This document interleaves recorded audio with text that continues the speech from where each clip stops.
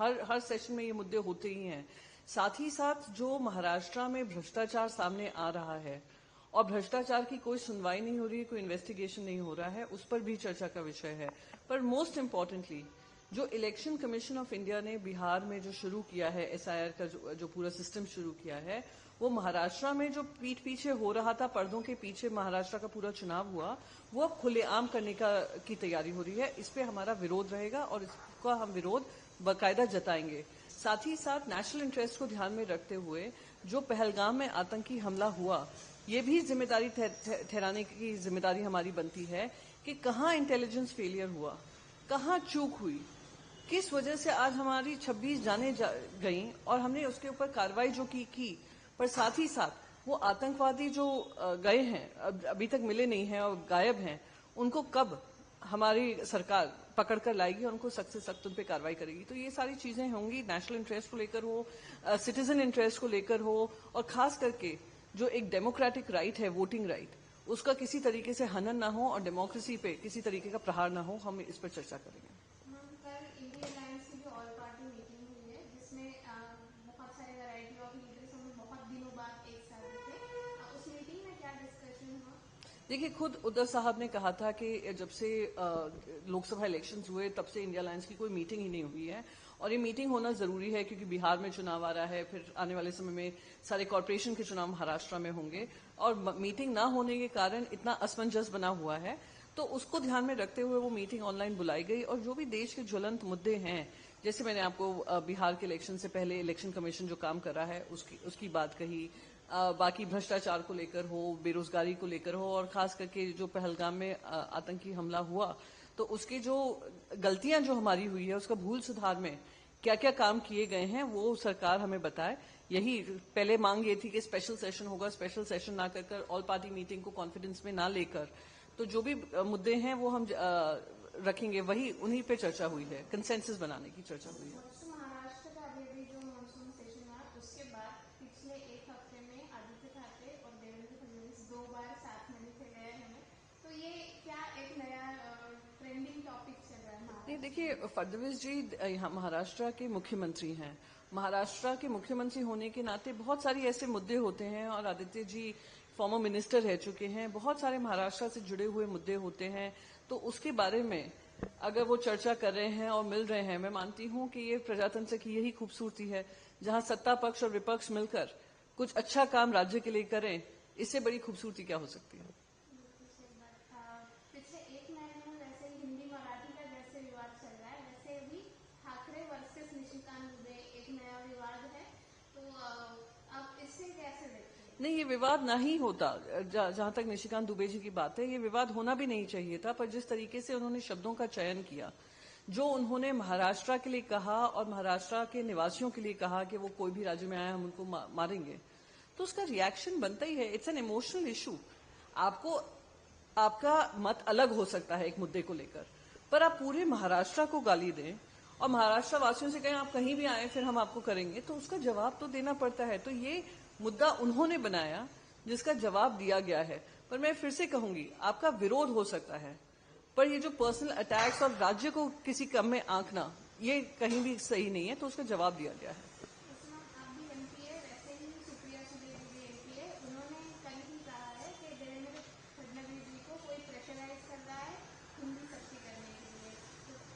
वो तो सीएम है राज्य के, उन्हें कौन सख्त कर सकता है? क्या केंद्र से कोई ऐसे हालचाल हो गए? देखिए, जिस तरीके से दिल्ली से एक जो योजना बनाई जाती है, 1 nation 1 election, 1 nation 1 card, 1 nation 1 identity, 1 nation 1 language करने की जो कोशिश हो रही है, वो सब जग जाहिर है। चाहे वो केरला हो, चाहे वो कर्नाटका हो, चाहे वो तमिलनाडु हो, सभी उसको लेकर प्रोटेस्ट कर रहे हैं कि नेशनल एजुकेशन पॉलिसी सबने वेलकम की।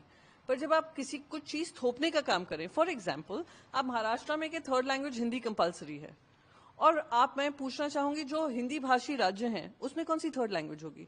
तो अगर वहां के बच्चों को ये ऑप्शंस हैं, तो महाराष्ट्र के बच्चों को ऑप्शंस क्यों नहीं है? तो विरोध उसको लेकर था, उस शक्ति को लेकर था। तो जो प्रेशर आ रहा है, कहां से आ रहा है? जो जिनकी आइडिया 1 नेशन 1 आइडिया, 1 नेशन 1 सन, 1 nation 1 thing, 1 nation 1 election, 1 nation सब कुछ करते हैं, तो जवाब उनके लिए था। राहुल गांधी जी ने भी एक ट्वीट किया है और अपोजिशन में भी काफी इस पे चर्चा है। कल डोनाल्ड ट्रंप जो बोले हैं कि जेट्स मार गिराया है। उन्होंने हालांकि कंट्री का नाम नहीं लिया है, तो क्या इस मुद्दे पे कल हाउस में चर्चा होगी? देखिए, मैं फिर से दोहराऊंगी, जहां तक देश का मामला है, क्या विदेशी लोग कहते हैं उसके ऊपर वो चर्चा का विषय नहीं होना चाहिए, क्योंकि हमारे डीजीएमओ ने जब स्पेसिफिकली कह दिया था कि सीज फायर में कोई इन्वॉल्वमेंट किसी और थर्ड पार्टी का नहीं था, थर्ड कंट्री का नहीं था, तो बार बार जब वो दोहराते हैं कि हमने ट्रेड डील की बात कही कि ट्रेड तभी होगा जब सीज फायर होगा, जो डोनाल्ड ट्रंप कहते हैं, तो मैं उनसे यही पूछूंगी ट्रेड डील कहाँ है? तो ट्रेड डील भी अपने ही निष्कर्ष पे तब पहुंचेगी जब दोनों के सेल्फ इंटरेस्ट में होगा, दोनों देशों के। सिमिलरली सीज फायर भी तब हुआ जब वहां के डीजीएमओ ने फोन किया, पाकिस्तान के डीजीएमओ ने फोन किया और हमारे इंडिया के डीजीएमओ से बात की। रही बात ऑपरेशंस को लेकर, इंफॉर्मेशन को लेकर, आई एम वेरी सर्टन कि आने वाले समय में सरकार ऑल पार्टी मीटिंग रखकर जो भी है बिहाइंड क्लोज डोर्स इस बात को रखेगी। एक आखिरी सवाल, पिछले कुछ दिनों में महाराष्ट्र की राजनीति एक वायरल वीडियोस पे घूम रही है, चाहे वो संजय शिरसाट हो, संजय गायकवाड़ हो, और उसके बाद आज मानिकराव कोकाटे का एक वीडियो आया है जो असेंबली में बैठकर रमी खेल रहे हैं। तो आप समझ सकते हैं इन लोगों का क्या मंशा है महाराष्ट्र को लेकर। एक हैं जो मारपीट कर रहे हैं, दूसरे हैं भ्रष्टाचार में लिप्त हैं, तीसरे जो हैं क्योंकि उनके पास कोई काम नहीं है, उनका तो काम यही था कि गद्दारी करके दूसरी तरफ चले जाओ। अब काम नहीं बैठा है तो रमी खेल रहे हैं। पर कहां तक ये सही है? टैक्स पेइंग जनता है महाराष्ट्र की, वो आपको ये अधिकार देती है, आपको जिताकर भेजती है ये कहकर कि आप हमारा हित वहां पर रखेंगे, पर उनकी बात ना कर और वीडियो गेम्स खेलना या फोन गेम्स, मोबाइल गेम्स खेलना कहां तक सही है? तो ये अब अजीत पवार जी खुद उस पर संज्ञान लेंगे, उम्मीद करती हूं, और अपने जो एमएलएज हैं जिनको गेम खेलना ज्यादा पसंद है, मुद्दे रखना कम, तो वो उस पर कार्रवाई करेंगे। अरे you didn't ask about that India Pakistan match being. I will do it Hindi and English. हाँ, हाँ। इंडिया पाकिस्तान वाला। हाँ, मैम, इंडिया वर्सेस पाकिस्तान ये ऑलवेज चर्चा का विषय रहा है। युवराज सिंह जैसे senior player India Pakistan match के लिए हाँ कह दी थी, लेकिन अब वो कैंसिल हो गया है। आप इस देखिए, कल मैंने इस मुद्दे को उठाया था जब मैंने इनका जो पोस्टर्स थे देखे, जहां पे इंडियन जो क्रिकेटिंग लेजेंड्स हैं जिन्होंने इंडिया की टीम जर्सी पहनी हुई है, इंडियन टीम में रह चुके हैं, वो लोग एक मैच खेलने वाले थे पाकिस्तानी की साइड, पाकिस्तान के प्लेयर्स के साथ। उनमें से वो पाकिस्तान प्लेयर्स शामिल हैं जिन्होंने हमारे देश के बारे में क्या कुछ नहीं कहा जब ऑपरेशन सिंदूर जारी था, जब पहलगाम आतंकी हमला हुआ। यहां तक कि उनमें से एक ऐसा क्रिकेट प्लेयर है जिन्होंने कहा कि ये फॉल्स फ्लैग ऑपरेशन है। तो हम किस मुंह से जाकर we are trying to normalise relationship? मेरा मुद्दा यही था कि जब हम ऑपरेशन सिंदूर के तहत हमने इंडस वाटर ट्रीटी पे डिस्कशन किया, हमने कहा कोई भी एक्ट ऑफ वायलेंस होगा we will consider it as an act of war.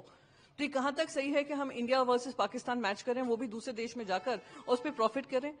क्या हमारा अधिकार नहीं बनता है, क्या हमारा जिम्मेदारी नहीं बनती है कि जब देश सेवा में हमारे सैनिक लगे हुए हैं बॉर्डर पे, जब वो छाती पे अपने गोली खाते हैं, उनके परिवारजन उनका दुख बनाते हैं, हम उनके साथ शामिल हों, हम उनको के कंधे से कंधा मिलाकर कहें कि हम आपके साथ खड़े हैं? और जो पहलगाम में जो आतंकवादी हमला हुआ, वो आतंकवादी अभी भी फरार हैं। वो 26 लोग जो शहीद हुए, उनके परिवारों का क्या? उनके परिवारों के ऊपर आप अपने नेशनल इंटरेस्ट के ऊपर अगर आप अपने क्रिकेट मैचेस देखते हैं, वो कहीं भी ठीक नहीं है। मैंने इसका कल विरोध किया, मुझे इस बात की खुशी है और मैं सभी को धन्यवाद कहना चाहूंगी जो इसमें शामिल हुए, across political party lines, across ideology, जिन्होंने नेशनल इंटरेस्ट को आगे रखकर उनको मजबूर किया कि इस मैच से वो विड्रॉ करें। पहले तो क्रिकेट प्लेयर्स विड्रॉ करने लगे, फिर WCL ने इंडिया वर्सेस पाकिस्तान मैच को रद्द किया। और मैं ये भी कह दूं, चाहे वो एशिया कप हो, कोई भी हो, जब देश ने एक मत से ये कहा है कि there can be no talk with Pakistan till they don't address the terrorism issue, then we should not have in any format any interaction with Pakistan.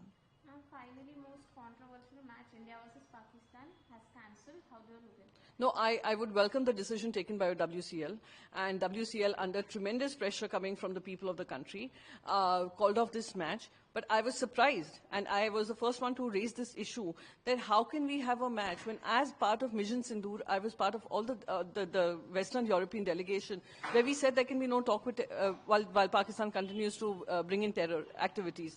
And till that is not addressed, how can we even engage with them on any sports platform? And let me tell you this, whether it's the upcoming hockey matches that have gotten NOC, whether it's the Asia Cup that is being discussed, I will continue to protest against it. Because when the Prime Minister and the government have categorically put the Indus Water Treaty in abeyance. When the Prime Minister in a cabinet meeting said that if there is any act of violence from Pakistan, it will be considered an act of war. When we are saying Operation Sindoor is in a pause and it is still ongoing, how can we allow matches like this? And it is for the BCCI and ICC to hold their, even, their senior players to account. They cannot just sign up for something which is going to be a match against Pakistan. So I raised this objection. People across the country supported this. And under tremendous pressure, WCL has called it off. Their owners have called it off. Their sponsors have called it off. So I would just say, please be mindful of the fact that people of the country are still simmering over the Pahalgam terror attack. They're still waiting for action to be taken. And those 26 families who lost their loved ones are still waiting for a closure. So let's not promote any kind of normal ties till the time this is not addressed.